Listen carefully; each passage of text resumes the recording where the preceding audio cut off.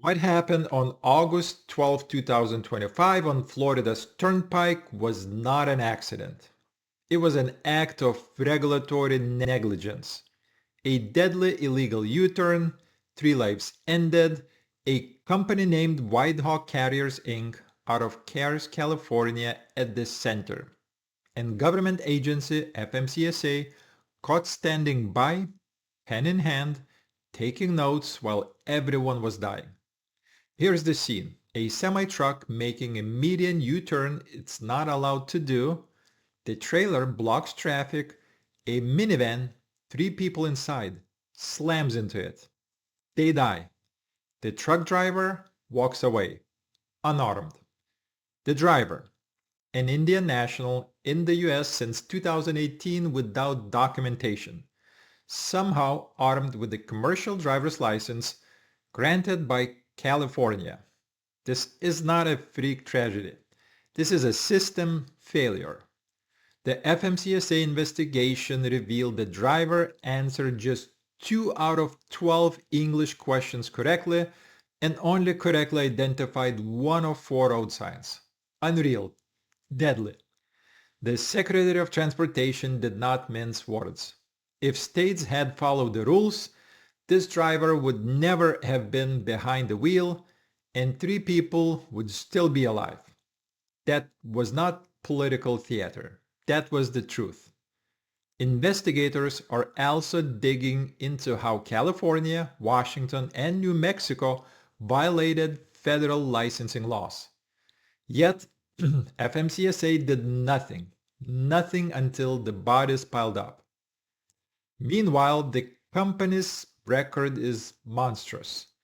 With 8 trucks and 12 drivers, according to FMCSA safety records, the company racked up more than 80 violations in just 2 years. 47 inspections, nearly a quarter of trucks placed out of service. 67 driver inspections, more than 1 in 10 drivers placed out of service.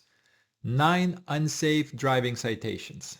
19 hours of service violations, including falsified logs. Drivers operating with suspended or disqualified CDLs, and speeding citations on top of that.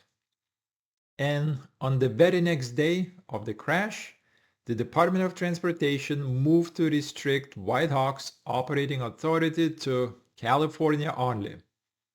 It was one day too late. Then came the backlash. Independent watchdogs flagged Whitehawk as a company on the verge of cancellation. Their insurer, Great West, refused to renew coverage after the crash.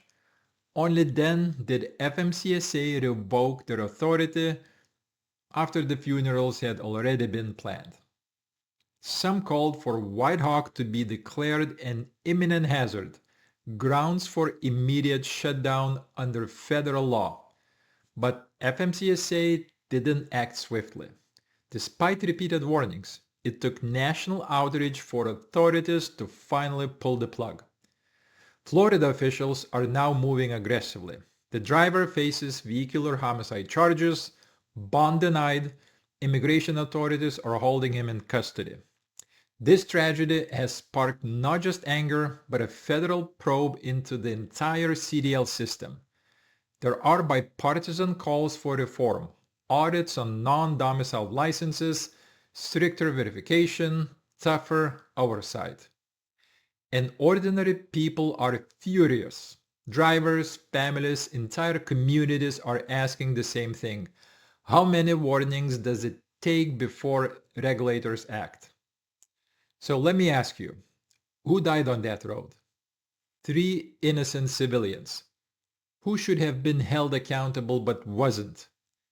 The regulators who let it all happen, ignoring the danger until headlines forced their hand. This is America's trucking industry at its worst. It's not about capacity, it's about accountability. When agencies look the other way, the consequences are lethal. And the public doesn't get a sorry. They get body bags. If Whitehawk is gone, who's next? There are dozens, maybe hundreds of carriers with similar violation profiles still trucking across state lines tonight. And without reform, they remain rolling time bombs. Wake up! This isn't a tragedy, it's a warning. And if you're enjoying this video, make sure to like and subscribe to the channel. It helps us grow, keeps you updated on every new story, and makes sure you don't miss the truth behind what's really happening out there. I'll see you next time. Bye-bye.